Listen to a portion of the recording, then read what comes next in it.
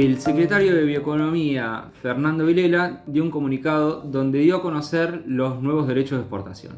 Para las economías regionales los eliminó directamente, específicamente hablando fue a la industria olivícola, arrocera, todos los lácteos, frutícolas menos limón, yerba mate, lana, cueros bovinos, hortícola, porotos, garbanzo, arveja, miel, azúcar, té y equinos.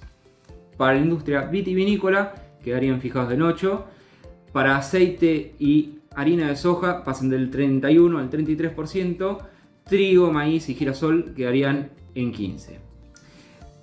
Cabe aclarar que de acá en adelante, hasta que termine este video, todos estos cálculos que se van a dar van a ser en función de estos números, y es importante aclarar que todavía no están instrumentados, con lo cual en estos próximos días pueden llegar a haber modificaciones.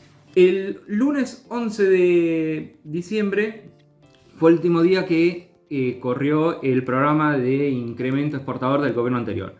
En ese, el tipo de cambio para liquidar estaba compuesto de un 50% por el MULC y un 50% de contado con liquidación, que nos daba un tipo de cambio efectivo del orden de los 675 a 700 pesos por dólar. Ahora se modificó y el tipo de cambio va a ser un 80% 20%. Es decir, 80% MULC, 20% contado con liquidación, que nos da un tipo de cambio efectivo del orden de los 840 pesos por dólar. A fines prácticos, la soja quedaría con un precio de 275.000 pesos por tonelada, el trigo 170.000 y el maíz 146.000 pesos por tonelada. En comparación con el programa anterior, la soja tiene un aumento en pesos del 20%, mientras que el maíz y el trigo unos aumentos del 16% en pesos.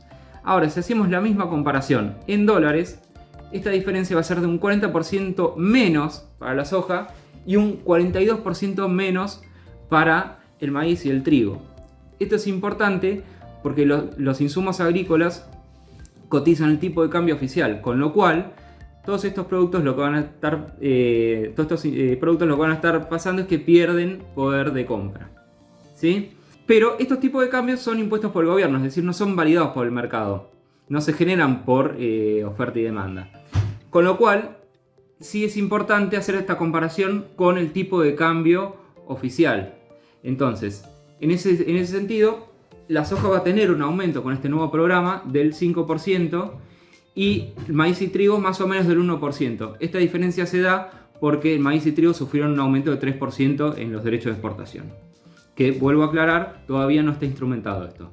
El spread del tipo de cambio oficial y el tipo de cambio alterado para la exportación, en este caso va a ser menor.